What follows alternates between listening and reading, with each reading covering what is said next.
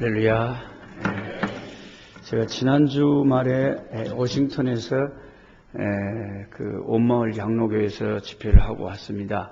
이 뉴욕교회 부목사님으로 계시던 서정환 목사님이 거기 30명 모이는데 가셔갖고 이번 집회 때 한 7개월 가신 지 7개월 됐다는데 한 100여 명 모여가지고 아주 교회가 사정없이 생길로 없고 막 겁나게 은혜스럽게 막 이제 막 분위기가 확 이래. 아따 재밌습니다. 그래가지고 아주 은혜스럽게 붕괴하고 거기서 이제 목요일날 유니온 스테이션 뒤에 있는 그 버스 정류장에 그레이하운드에 서 목사님이 태워주셔가지고 제가 뉴욕으로 왔는데 저는 이제 한국처럼 그런 줄 알고 설마 휴게소에 중간에 들리겠지 하는데 4시간 이상을 왔는데도 휴게소에 들리지도 않고 이 백인들은 덩치가 커서 그런지 방광도 큰지 참 화장실도 안 가는지 계속 뉴욕까지 그대로 와버린 거예요. 뭔 그런 차가 다 있답니까? 그냥 우리 한국은 부산에서 서울 가려면 휴게소 들리잖아요. 당연히 들릴 줄 알았지. 그런데 배는 아파오고 이거 방광의 수위가 한계가 이 한강처럼 올라가고 이제 식은땀이 나고 이 어느 정도 설마 빨리 이제 종점이 오기 전인데 여기 이제 뉴저지를 지나서 맨하탄으로 막 들어오는데요. 오후 5시 반 되니까 차가 밀려가지고 이 차가 휴게소는 냅두고 오도가도 안 하고 그냥 확 밀려서 너무너무 고통스러웠어요. 그때 알고 지은지 모르고 지은지 회개가 아버지 얼마나 제가 많으면 나를 이 차 안에서 나를 이렇게 부끄럽게 나를 처참하게 만들라고 어머 내가 양복 입고 여기서 어째 부르라고 싶어 죽겠는데 그렇게 얘기를 해도 하나님이 냉정합니다. 이거 뭐 아무런 대책이 없어요. 차가 빠지는 것도 아니고. 그래서 각종 서원 기도를 다 하고 이 위기만 벗어나면 아버지 참 내가 죽도록 충성하겠다. 그래도 하나님이 안 들어주고 더 이상 견딜 수가 없어요. 벌떡 일어나서 내가 어떻게 할 거예요 그럼. 그 앞자리에 앉아서 거기서 그래 일을 봐버리면 온 차 안에 이제 내가 이 미국 사람들한테 어쩔 거예요 내가. 일단 뒤에 가서 뭔 수를 봐야 되겠다고 뒷좌석으로 정신없이 후다다닥 가니까 뒷좌석에 화장실이 딱 있네. 아니 뭐 기차도 아니고 뭔 버스 뒤에 그러면 서목사님이 가르쳐줘야 되는데 그걸 안 가르쳐주고 나를 5시간을 사람을 그렇게 고통스럽게 고문을 하더니 뒷좌석으로 갔더니 그가 있습니다. 와. 그래서 얼마나 감사한지 사막에서 오아시스를 만난 사람처럼.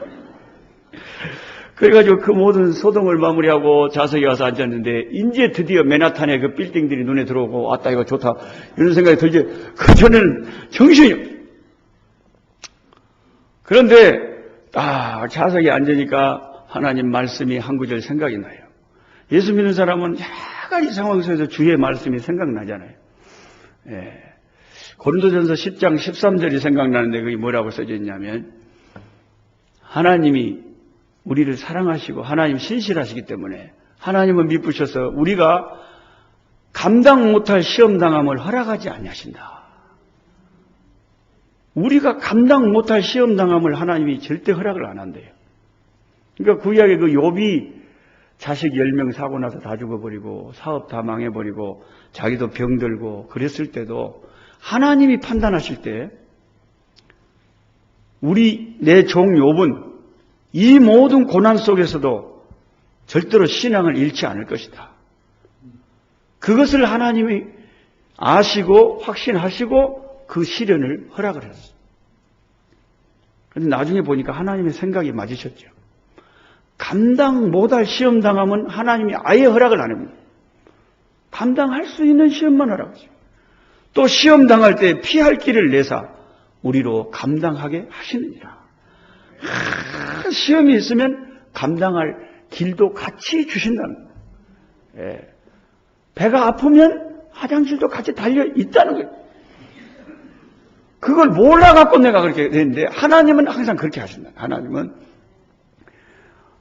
환난과 시험을 주실 때 피할 길도 같이 주신다. 그래서 감당을 할 수 있다고 생각하니까 그 시험을 주신다. 근데 우리가 때로는 그게 하나님 말씀이 잘 이해가 안 될 때도 있지만 말씀이 그렇다니까 그렇게 100% 믿읍시다. 하나님이 나를 감당할 수 있다고 판단하셨구나. 그러면 내 인생에 당하는 그 어떤 고난도 문제가 없다. 하나님이 감당할 수 있다고 생각하시고 주신 거니까. 할렐루야. 참 실감납디다. 그거 하나 가르쳐 주려고 그렇게 사람을. 오늘 본문의 요셉이라는 사람도 굉장히 큰 고민을 하고 있는데, 사람이 살면서 여러 가지 고통 중에 하나가 사랑하는 사람에게 배반을 당해가지고 그 사람하고 이제 못 살겠다. 이혼을 생각하고 파혼을 생각한다는 것만큼 인생에 있어서 고통스러운 일이 어디 있겠습니까? 그런데 오늘 본문에 이 요셉이라고 하는 사람이 가만히 끊고자 했다. 19절에. 그러니까 조용히 세퍼레이션, 조용히 이제 이별하려고 생각합니다. 파혼하려고 생각합니다. 저는 목사니까 당연히 그러지만 우리 집 사람하고 말다툼을 해도 말다툼을 제가 할 것 같아요? 안 할 것 같아요? 부부싸움을 할 것 같아요? 안 할 것 같아요? 장로님. 헌당께 배가 아프면 화장실이 없으면 거기 차 안에서도 일을 봐야 되고 똑같아요. 근데 내가 우리 집 사람한테 늘 하는 말이, 아무리 화가 나고 말다툼을 해도 이혼이나 파혼이나 그런 소리 하지 마라. 농담이라도 하지 마라. 딴 여자하고 한번 살아보시오. 그런 소리 하지 마라. 하여튼 말이라도 그런 소리 하지 마라. 자꾸 제가 그랬는데, 요셉이 내가 이 여자하고 조용히 헤어져야 되겠다. 이 생각, 이 결론에 도달하기까지 그 마음이 연탄같이 끄먹게 타버렸어요. 저는 이 성경을 읽으면서 하나님이 세상에 왜 이렇게 욥을 이렇게 괴롭게 하실까? 이게 이제 내 의문점이에요. 여러분 성경을 읽으면 다 이해가 되십니까? 좋겠습니다. 아주 그냥 표정이 다 이해가 되시는 표정인데, 좋겠어. 나는 이해가 안 되는 구절이 한두 가지는 아니에요. 이단들의 특징이 뭔지 알아요? 성경 다 알아버려요. 비유도 다 풀어버리고 계시록도 다 알아버려요. 근데 바울이 뭐라고 경고합니까? 하나님의 말씀 어떤 건 어려우니까 함부로 풀다가 이단 되지 마라 그러잖아요. 근데 이단들은 그런 말씀에 경고를 안 받아요. 혹시 이 자리에 신천지에서 파견한 끈아풀이 한 명이라도 있다면 누군지 모르니까 존말할 때 회개하고 바른 복음 앞에 돌아오시기 바랍니다. 누군지 모르게 아주 이단들이 해에는 안 들어온 줄 알아요? 희한합니다. 지금 교주 이만희가 보혜사다 그러고 그런 망령된 소리를 하는데도 미쳐가지고 그런 데 따라다니는 이단들 보면 기가 막혀요. 대학생들도 한국에 엄청나게 교회가 위기입니다. 수많은 이단들이 득실거려요. 이런 이단들이 득실거리는 때에 우리 뉴욕교회와 같이 말씀 중심으로 보수 중심으로 살려고 하는 것이 참 그나마 다행이에요. 다행이에요. 교파는 다양하잖아요. 금강산에 아침 식사하러 목사님하고 토요일 아침 갔더니 어떤 다른 교회 뉴욕에 또 집회했는가 봐요. 근데 그 강사님이 여자 목사님 갔는데 식당 모든 사람이 다 들리게 겁나게 시끄럽게 떠들고 내가 옆에서 다 들어. 시끄러워 죽겠어. 그게 다 사람마다 이 파마다 다릅니다. 이 특징이 영적인 색깔이 달라요. 영성에도 색깔이 있고 다 영적인 색깔이 달라요. 그분들은 은사 이런 걸 좋아해요. 순복음 이런 분들은요. 그래가지고 이거 목사님 강사님 오늘 아침에 목사님이 안수기도를 했는데 내 눈이 확 밝아진 것 같습니다. 그러고 좋아가지고 밥을 먹고 있더라고요. 우리들은 어떻습니까? 그런데 어디 식당이나 어디를 가도 말도 조용조용히 하고 기도를 해도 살살하고 다른 사람에게 방해될까 봐 공중도덕을 지키려고 그러고 사람이 센스가 있잖아요. 예수 믿는 사람이 주책 없으면 되겠어요? 느닷없이 그냥 전철에 와서 예수 믿으시오 이러고 돌아다니면 믿으려다가도 교회 갈라다가 나가 교회 다니고 저 사람같이 저렇게 미쳐볼까 봐서 내가 안 다녀요. 전도도 인격적으로 해야지 그냥 막 그렇게 해버리면 된대요. 그러니까 사람마다 예수 믿는 사람들이 참 색깔이 달라요. 우리들은 가능하면 들리지도 않고 소리내지도 않고 상한 갈대를 꺾지 않고 꺼져가는 심지도 끄지 않고 소리치지도 않았지만 누룩처럼 세상에 그 이름이 증거되는 예수님을 본받아서 인격적으로 조용히 할렐루야 이 세상을 변화시켜 가야 돼. 사람들이 예수 믿는 우리를 보고 예수 믿는 사람은 다르구나. 어째 저렇게 사람들이 얌전하고 선하고 착하고 사랑이 많을까?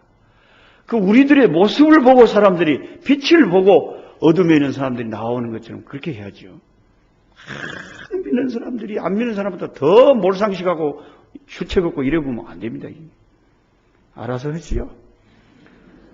저도 선교사지만요, 선교사가 여기 와서 그냥 짠하게 불쌍하게 그냥 현지 옷을 입고 그냥 도와달라고 여러분 거제 노래만 하면 좋겠어요? 이렇게 뉴욕에 왔으니까 멋지게 차려입고 멋있잖아요. 깨끗하게 설교해도 다 하나님이 성교대로 하게 하고 다 하나님이 필요하시면 일하는 거지. 할렐루야. 하나님 앞에는 인간적으로 할 필요가 없어. 다 하나님. 예수 믿는 사람들이 정말 멋있어야 돼요. 안 믿는 사람들이 역시 교회 다니는 사람들은 다르구나. 어떻게 저렇게 멋있다냐? 사람들이 나를 보면 탤런트 강서구보다 더 멋있다고 그래요.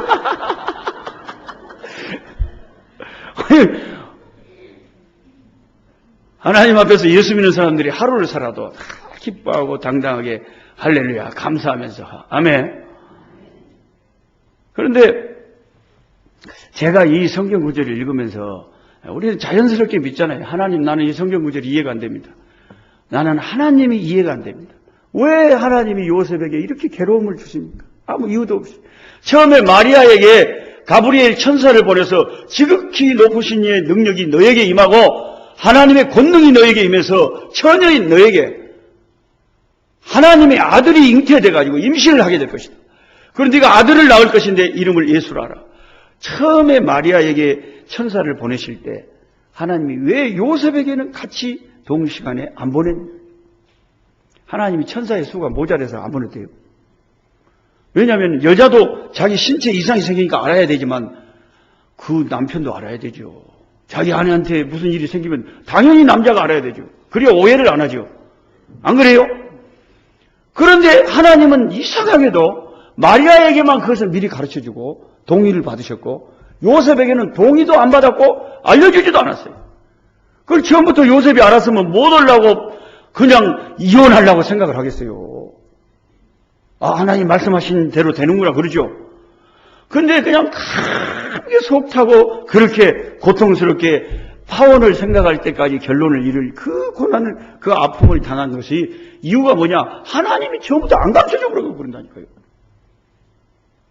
저와 여러분이 믿는 하나님이 때로는 이럴 때가 있으니까 우리가 알고 믿어야 됩니다. 때로는 내 이성으로 이해가 안 될 때가 많아요. 이해가 되는 때도 있지만 안 될 때도 겁나게 많아요. 성경에는 기도만 하면 응답 주신다고 그렇게 우리를 꼬셔놓고 기도하면 안 들어주네. 그러니까 그때는 또 이해가 안 되잖아요. 분명히 여기 그렇게 말씀하셔서 했는데 안 돼. 믿습니다를 얼마나 내가 많이 했겠어요. 그래도 안 될 것 같은 게 휴 발음을 길게 뽑으면서 아무리 기도를 해도 안 되는 건 안 되는 거예요. 그러면 도대체 이 말씀 앞에서 말씀은 참이고 진리인데 왜 안 될까? 거기지 나는 그 하나님의 경륜 왜 응답을 안 하시는지 그것도 잘 모르죠. 그런데 하나님은 응답 안 하시는 것도 하나님의 생각은 응답이라고 생각을 하는 거예요. 하나님의 말씀은 하나도 거짓이 없다는 거예요. 다 참인데 단지 우리가 하나님의 뜻을, 섭리를, 경륜을 이해를 못할 뿐이에요. 우리가 하나님에 대해서 가지고 있는 지식은 태평양 바다에 이 작은 컵 한 컵에 물 정도 하나님의 지식을 갖고 있는 거예요. 그래서 기독교가 이렇게 다가 많은 겁니다. 장로교가 있고 감리교가 있고 침례교가 있고 순복음교가 있고 다양한 이유가 뭐예요? 장님이 코끼리 만져가지고 어떤 장님이 코끼리 다리를 만져갖고는 다른 장님들한테 하는 말이 코끼리는 기둥같이 생겼단 게. 그리고 자기가 만진 그 부분의 은혜를 받아가지고 코끼리를 계속 그렇게 묘사를 하니까 이 사람은 기둥파가 돼가지고 완전히 그쪽에 코끼리에 대해서 그 부분이 좋은 사람은 그렇게 보이는 거예요. 어떤 장님은 코끼리의 배를 만져갖고 코끼리는 기둥같이 생긴 게 아니에요. 코끼리는 천장같이 생겼어. 내가 만져봤어. 내가 체험해서 확실해.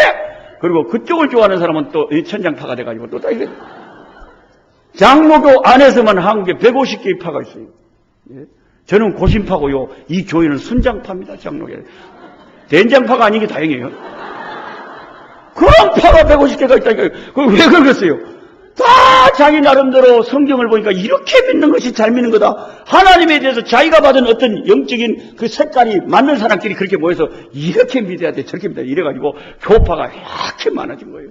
왜요? 우리 인간은 하나님을 다 알 수가 없으니까요.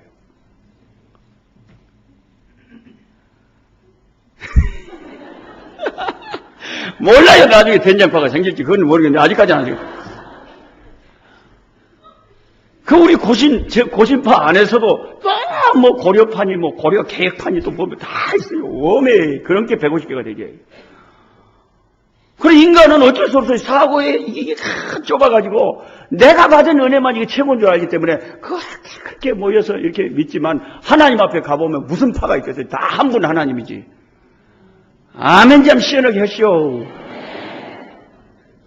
다 하나님은 한 분이시고 성경도 하나고 뭐 인간이 그렇게 만들어 놓은 거지 하나님은 전혀 그런 게 없어요.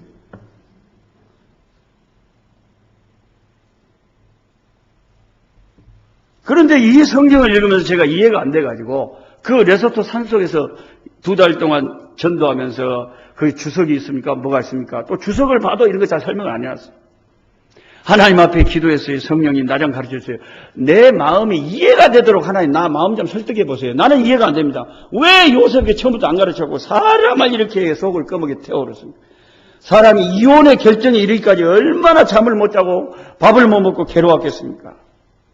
이렇게 하나님 앞에 기도하면서 물었더니 성령께서 어느 기도하는 시간에 마음의 깨달음을 주시는데 이런 말씀을 주신 거예요. 하나님의 경륜은 너무 깊어서 네 생각을 초월한다.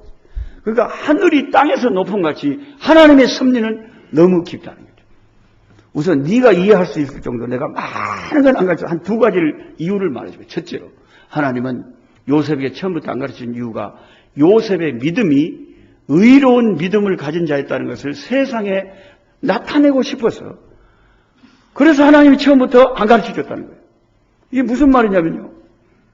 우리가 대학 시험을 치는데 하루 전날 수험생들 다 모아놓고 여러분 내일 시험을 치는데 국어시험 1번 문제는 이거고 답은 이거지요 하고 다 수험생들을 가르쳐놓고 다음날 시험을 쳐갖고 전부 100점을 맞습니다.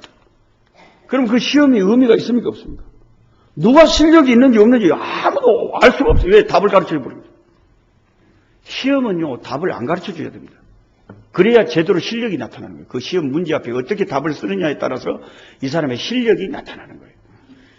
하나님은 우리에게 뭘 보여주고 싶었냐면 요셉이라는 사람이 얼마나 하나님이 볼 때 아름다운 믿음을 갖고 있었는지 우리한테 보여주고 싶었는 거예요. 그래서 처음부터 요셉에게는 답을 안 가르쳐줬어요.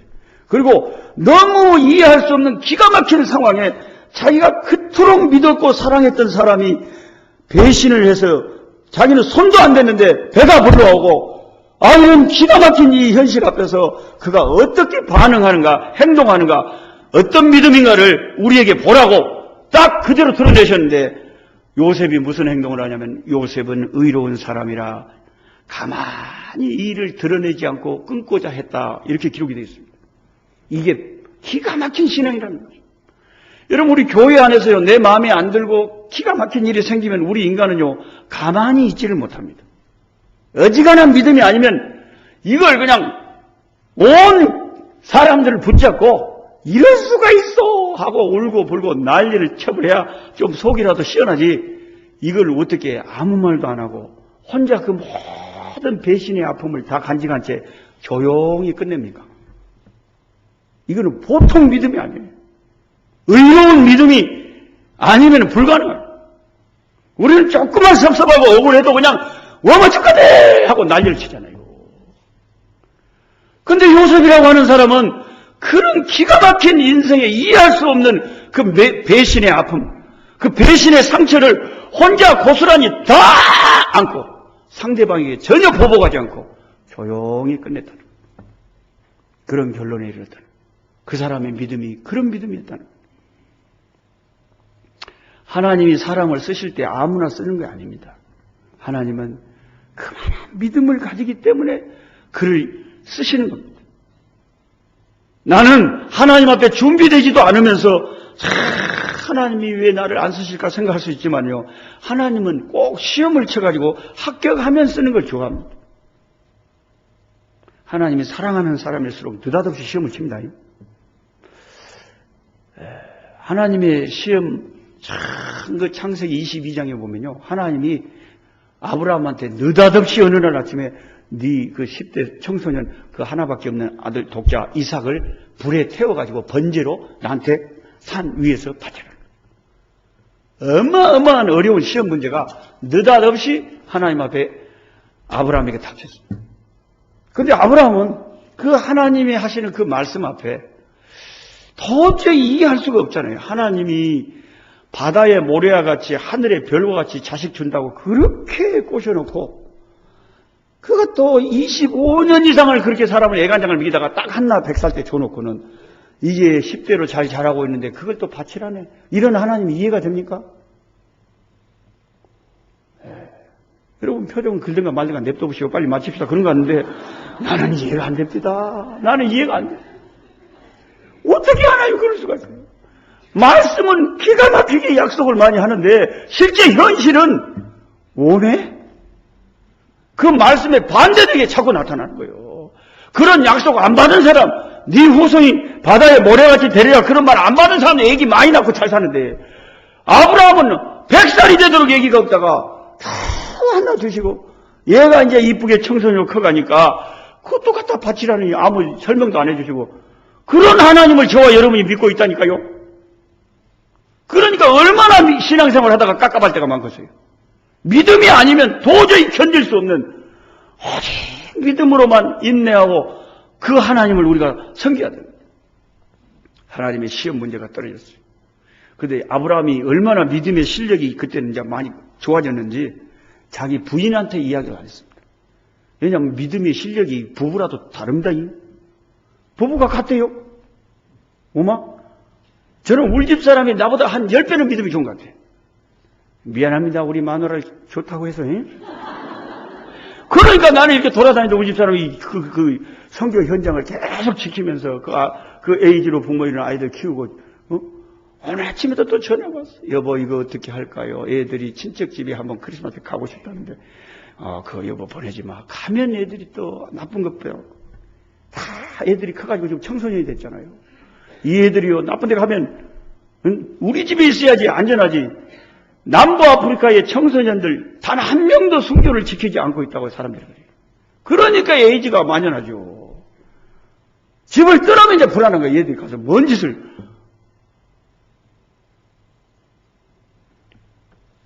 그리고 부부라도 이렇게 다 믿음의 분량이 다르기 때문에 아내의 신앙 때문에 우리가 얼마나 남편들이 참 축복받고 도움받는 가정이 많은지 몰라요. 저도 그 중에 한 사람이에요. 목사님도 그러십니다.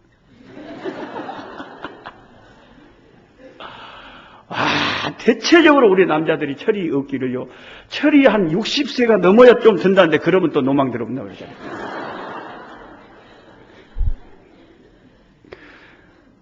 그래도 안 오네, 성가대 어떤 분은.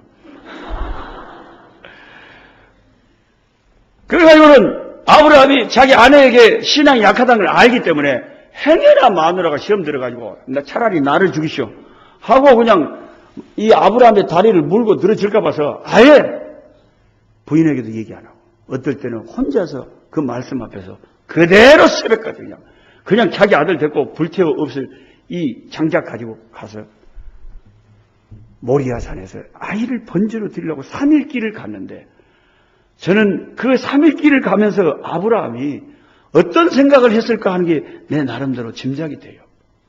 여러분 천국 가서 꼭 아브라함을 만나면 이 대목을 물어보시기 바랍니다. 노록수 목사가 설교하면서 3일 동안 당신이 그 이삭 데리고 모리아산 가면서 이런 생각했다는데 그 말이 맞습니까? 한번 물어보세요. 꼭 물어보세요. 천당 한번.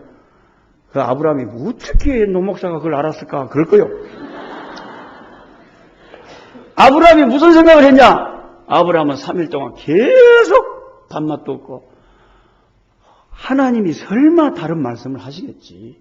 오늘 저녁에 잘 때 하나님이 다시 나타나서 아브라함아 사실은 그게 아니고 거기 내가 양을 준비해놨다. 그게 아니고 이렇게 무슨 다른 말씀을 하시겠지 하고 산꼭대기까지 저는 올라갔다고 생각해요. 설마 하나님이 다른 말씀을 하시 아니 내 자손으로 하여금 바다에 모래같이 되게 하셨다고 하시면 하나님이신데 느닷없이 얘를 바쳐버리니 그럼 나는 어떻게 알아? 그런데 놀라운 사실은 하나님이 단 한마디도 안 하셨다. 이런 하나님을 믿고 우리가 사니까 때로는 얼마나 신앙생활하면서 답답할 때가 있겠어요. 미리 조금이라도 힌트를 주신다면 얼마나 좋겠어요. 얼마나 좋겠어요. 근데 하나님은 너무 냉정할 때는 냉정하셔가지고요. 사람을 벼랑 끝에 세워놓고도 아무 말도 안 해본다니까요. 워머 죽었네 하는 그 순간 뭘 죽어 하고 또 하나님이 잡아주시고 칼을 들어서 더 이상 아무 말씀 그냥 죽이라는 말 외에는 아무 말씀도 그때까지 안 하시니까 그냥 할 수 없이 묶어서 칼을 들어서 자식의 배를 내리치려고 하는 그 순간에 하나님이 아브라함아 그때 그만해라. 그러면서 하신 그 유명한 말씀 이제야 알겠노라. 저는 이제야 알겠노라 그 창세기 22장에 거기다가 밑줄 동글뱅이를 얼마나 쳤습니까? 하나님은요 잘 하셔야 됩니다. 전능하시기 때문에 전지전능하시기 때문에 그거 시험 안 해봐도 압니다. 그래도 하나님은 뭐라 그러냐 시험 결과가 나왔을 때 이제야 알겠다. 시험 쳐보고 그가 답안지 쓰는 걸 보고 점수 나온 다음에 이제야 네가 나를 경외하는 줄을 알겠노라 그랬어요. 이거 정말 중요합니다. 우리는 하나님 믿는 신앙생활 하면서 하나님이 내는 끊임없는 시험에 때로 답을 쓰는데 하나님이 자꾸 재어봐도 모자라니까 안 되는 거예요. 하나님이 축복을 주고 싶은데 그 시험을 통과를 못하는 거예요. 그 점수를 못 받는 거예요. 점수가 나와야 무슨 대학에 합격을 할 건데 그 점수가 안 나오니까 계속 재수, 삼수, 오수, 십수 걸려요. 신앙생활 하면서 집사라는 사람이 술 하나를 못 끊어가지고 계속 올해도 내년에도 그러고 있는데 그래서 이렇게 자원해서 써라가니까 안 써버려. 그럼 집사도 안 하겠다는 거예요. 오마? 서리 집사, 그거 서리만 내리고 안 하려다고 안 하버려. 그래서 하나님이 축복을 유보하고 있다면 어떻게 할 거예요? 하나님의 일은요, 다 차원에서 해야 됩니다. 저는 아프리카 선교를 하나님이 느닷없이 어느 날 꿈에 나타나서 산신령처럼 천사를 보내서 넉수야, 내가 가브리엘 천사니라. 네 존말할 때 아프리카로 가라. 안 가면 확 죽여본다. 암이 걸려서 죽든지 네가 확 죽여본다. 존말 때 가라. 그렇게 말한 적이 한 번도 없어요. 왜 갔느냐? 내가 자원했어. 주여, 내가 여기 있나이다. 나를 보내소서. 한국에는 나 아니라도 목사님들이 많은 게 한국 목사가 하나도 없는 나라에 나를 보내주셔서 그 기도는 어찌 그렇게 하나님이 사정없이 들어주셔가지고 16년 동안 레소토 한 유엔에 가입된 나라인데도 한국 목사라는 것은 우리밖에 없습니다. 한국이 자체가 우리밖에 없습니다. 보세요. 대학교 2학년 때 기도한 그대로 하나님. 한국 목사 없는데 나를 보내. 하나님 보내주시오. 누가 하나님 가라 그랬대요? 내가 갔다니까요. 주여, 내가 여기 있나이다. 나를 보내주세요. 내가 필요한 곳에 나를 보내주세요. 하나님의 일은 내가 하나님이 좋아서 내가 좋아서 섬기는 거지. 누가 시켜서 한대요? 행해는 안 시켜주나. 아이고 시켜만 주면 홀짝꿍 하고. 이게 하나님 일이. 그래서 하나님 일이 되어지는 거죠. 어떤 사람은 신앙생활 한지 교회 다닌지 10년이 넘었다는데 담배 하나를 못 끊어가지고 그러니까 하나님이 축복을 주고 싶어도 내가 이제야 네가 나를 사랑하는 줄 알겠노라 그 말을 주님이 하고 싶은데 점수를 못 맞아놓으니까 한숨하셔야지. 계속 그 시험을 통과를 못하는 거예요. 어떻게 해요? 교회만 나오면 다 돼요. 삶 속에서 하나님이 딱 시험을 치고 있는데, 네가 많이 늘었다. 오면 통과했네. 1학년에서 2학년 올라가 버리고, 신앙에도 다 이런 하나님이 보시는 시험 문제가 있는데, 여기에 언제까지 내가 합격 못할 거예요? 죽을 때까지 못하면은 하나님이 정말 나를 통해서 이루고자 하시는 열매를 못 맺으니까 하나님도 안타깝죠. 언제 하나님이 내가 이제야 네가 나를 사랑하는 줄, 나를 경외하는 줄 알겠다 하겠어요? 내가 내 삶을 통해서, 내 삶을 통해서 뭔가 하나님 앞에 시험에 높은 점수를 맞아낼 때, 너 맨날 그 죄를 짓더니 올해는 한 번도 안 짓네? 웬일이요? 주님, 나도 많이 컸단께요? 그랑께 그래야 하나님이 그 사람을 붙잡고 뭔 일을 하시죠. 이해가 되십니까? 너무 어려운 설교를 해서 미안합니다. 여러분 표정이 빨리 맞췄으면 좋겠습니다. 나도 빨리 맞힐라요? 나도 빨리 가고 싶어요? 오늘 주신 말씀 기억하실 때, 하나님, 요셉은 하나님의 시험에 의로운 자라고 하는 모습을 그 고통의 순간에 조용히 모든 아픔을 자기가 가슴에 안고 상대방을 향해서 이런 방구 해를 가하지 않고 그대로 끝내려고 했습니다. 그 사람이 참 믿음이 하나님이 볼 때 의로운 믿음이었습니다. 나는 조금만 내가 상처 입으면 상대방을 향해서 얼마나 분노하고 얼마나 소리치고 내가 언제 조용히 내 가슴으로 묻어버리고 그런 경우가 몇 번이나 됩니까? 여러분 신앙생활, 교회생활을 하다 보면요, 나는 저 사람을 너무 사랑하는데 저 사람은 나중에 알고 보니까 딴 사람하고 나에 대해서 안 좋은 소리 했었고 그렇단 말이 들려요. 그러면 속상합니다. 알면서도 속아주고 알면서도 사랑하고 알면서도 따뜻하게 대해주고 그러면은 요셉과 같은 사람이 되는 거예요. 아무도 아멘 안 해보잖아요.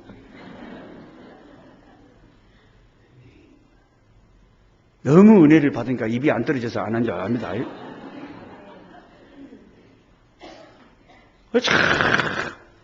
때로는 저는요, 어떤 한국 목사님이 남아공에 잠깐 왔다 가면서 나에 대해서 나쁜 소리 하는 그 말을 듣고는 그냥 한국에 갔더니 전화를 했더니 교회에 오란 말도 안 하고 아주 싸늘하게 하더라고요. 그래서 나중에 듣고 보니까 그 목사님이 부정적으로 생각합니다. 근데 여러분 선교지를 오시면 꼭 선교사 사역 현장에 오셔야지.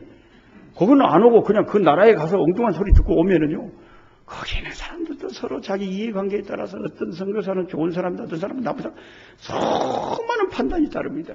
현장에 직접 와야 돼요. 그 사람을 직접 만나봐야 돼요. 그래야 그분이 그래서 일부러 전화도 싫어하고 오란 말도 안 했다는 말을 내가 나중에 듣고 마음이 아프더라고. 한 일주일간 잠이 안 오고 밥을 먹어도 소화가 안 되고 그러셨구나. 나는 그 목사를 너무 좋아했는데 그러셨구나. 그분이 나이가 들어서 한 90이 넘어서 병원에 계시면 그때 찾아가서 그때 가서 손이라도 잡고 기도해 드려야 되겠다. 그때까지는 내가 가까이 못하겠구나. 그런 생각을 하고 내가 너무 좋아하는 목사님인데 가슴 아프게 있었는데 전에 은퇴하시고 한 80이 되셨는데 제가 한국에 잠깐 들렸더니 중국에 어디 선교 가신대요. 한 주간. 그래서 제가 수행을 했어요. 자원해서. 수행을 하고 같은 방에서 목사님하고 이렇게 얘기를 하면서 목사님이 너무 좋아하시는 거예요. 은퇴하시고 80이 다 되시니까 그래도 열정이 살아있어서 중국에 선교하러 일주일 가셨어요. 너 목사가 이렇게 와줬으니까 아주 좋다. 내가 내 마음에 감추던 얘기는 아무것도 안 하지. 그냥 목사님 좋다고 하고 서로 은혜스럽고 좋습니다. 재밌고. 예수 믿는 사람이 그런 맛이 있어야지. 마음의 아픔은 다 내가 가지고 그리고 내가 할 일은 사랑하는 거. 사랑하는 거. 사랑하는 거. 그게 예수 믿는 사람이지. 뭐가 예수 믿는 사람? 안 믿는 사람하고 뭐가 달라요, 우리가? 똑같이 한대요, 우리가? 나는 저를 사랑하나 저는 나를 미워하니 나는 기도할 뿐이라. 그래야 하나님이 이 요셉의 의로운 믿음을 좋아하시는 하나님이 우리가 그런 맛이 있어야 하나님이 그래 잘했다 그래야지. 네가 먼저 손 내밀고 네가 먼저 사랑하고 그래야지. 그래야 원수가 없어지고 인간관계가 막혔던 것이 뚫리고 이러지. 네가 나를 싫어하니까 나도 싫어 하고 돌아서 뭐 평생 어떤 교회에 누구하고 사이가 안 좋고 한 사람이 여기 앉으면 한 사람 대각선으로 쫙 끝에 앉아 가능하면 안 부딪히라고요. 뭐 좋겠네.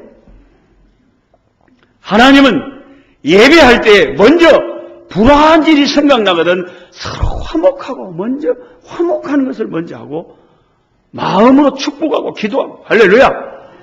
그리고 하나님을 예배하는 걸 좋아한다. 내 마음에 남에 대한 미움과 다툼을 가지고 예배하는 걸 하나님이 그 예배를 받지 않는. 저와 여러분 이 요셉의 오늘 이 본문의 말씀을 들으면서 주님 나도 요셉처럼 하나님 기가 막힌 이해 안 되는 상황에서 하나님께서 고개를 끄덕일 그런 모습 의로운 모습을 보이게 해주옵소서. 모든 아픔을 내가 끌어안고 조용히 평생 내 가슴에만 묻고 그리고 형제를 사랑할 수 있게 도와주옵소서. 할렐루야. 그런 믿음으로 살아. 기도하겠습니다. 이 시간 기도하실 때 오늘 말씀을 생각하고 하나님 다른 사람 들으라고 하는 말씀이 아니고 주님이 내 영혼을 향해서 하시는 말씀인데 아버지 요셉의 믿음을 본받게 도와주시옵소서. 내가 신앙생활하면서 이해 안 될 때 많아도 아버지 하나님 믿음으로 기도 가운데 하나님의 섭리와 경륜을 믿고 아버지 시험 들지 않고 나가게 도와주옵소서. 다 같이 여러분 입술을 열어서 함께 기도하기를 원합니다. 살아계신 우리 아버지 하나님 할렐루야. 아버지 하나님 감사하고 감사합니다.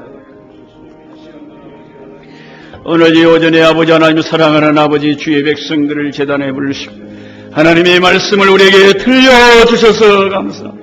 하나님의 말씀으로 아버지 우리 영혼을 아버지 깨우쳐 주셔서 감사합니다.